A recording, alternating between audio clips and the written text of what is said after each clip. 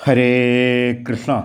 ശകവർഷം 1947 ഭാദ്രപദ മാസത്തിലെ പൗർണമി. കൗല്ലവർഷം 1201 ചിങ്ങം 22-ന് 2025 സെപ്റ്റംബർ 7 ഞായറാഴ്ച. പൂർണ്ണ ചന്ദ്രഗ്രഹണമാണ്. ഇന്നു മുതൽ അടുത്ത 15 ദിവസം വരെ ഭാരതത്തിൽ എല്ലായിടത്തും പിതൃപക്ഷമായി ആചരിക്കുന്നു. 2025 സെപ്റ്റംബർ 7-ന് ഞായറാഴ്ച പൗർണമിയോടുകൂടി തുടങ്ങി 2025 സെപ്റ്റംബർ 21-ന് ഞായറാഴ്ച സർവ പിതൃപക്ഷ അമാവാസിയോടുകൂടി സമാപിക്കും. പിതൃപക്ഷത്തിൽ വ്രതമെടുത്ത് തർപ്പണവും ശ്രാദ്ധവും നടത്തുന്നത് പിതൃക്കൾക്ക് മാത്രമല്ല, പൂർവികർക്ക് ജനന മരണബന്ധനത്തിൽ നിന്ന് മോചനം സാധ്യമാക്കുകയും ചെയ്യുന്നു എന്നാണ് ആചാര്യന്മാർ പറയുന്നത്.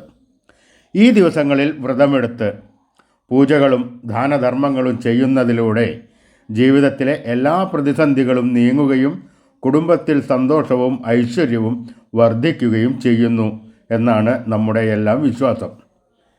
കേരളമൊഴികെ ഭാരതത്തിലെ മറ്റു സംസ്ഥാനങ്ങളിലെല്ലാം ഭാദ്രപദ മാസത്തിലെ പൂർണിമ മുതൽ കൃഷ്ണപക്ഷത്തിലെ 15 ദിവസവും, ഇക്കൊല്ലം വരുന്നത് 2025 സെപ്റ്റംബർ 7 മുതൽ സെപ്റ്റംബർ 21 വരെയാണ്, പിതൃപക്ഷം ആചരിക്കുകയാണ്. ഭാദ്രപദ മാസത്തിലെ പൗർണമി നാളിൽ തുടങ്ങി അമാവാസി ദിവസം വരെയാണ് ഇത്.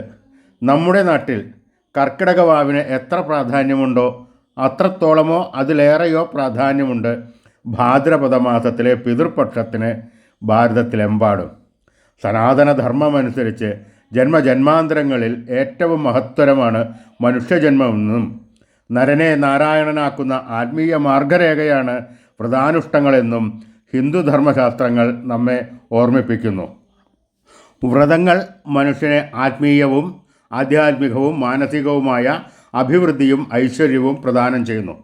പതിവ് പോലെ ഈ പിതൃപക്ഷത്തിലും വ്രതം അനുഷ്ഠിച്ച് നമ്മുടെ പൂർവികരുടെ ആത്മാക്കളുടെ മോക്ഷത്തിനു വേണ്ടി ഏവരും പൂജകളും ബലിതർപ്പണങ്ങളും ചെയ്തു പ്രാർത്ഥിക്കേണ്ടതാണ്. ഏവർക്കും ശ്രീ ഗുരുവായൂരപ്പൻ്റെയും പൂർവികരുടെയും അനുഗ്രഹമുണ്ടാകട്ടെ എന്ന് പ്രാർത്ഥിച്ചുകൊണ്ട് ഈ ഭക്തിസാന്ദ്രമായ പിതൃപക്ഷ ആശംസകൾ നേരുന്നു. ഹരേ കൃഷ്ണ.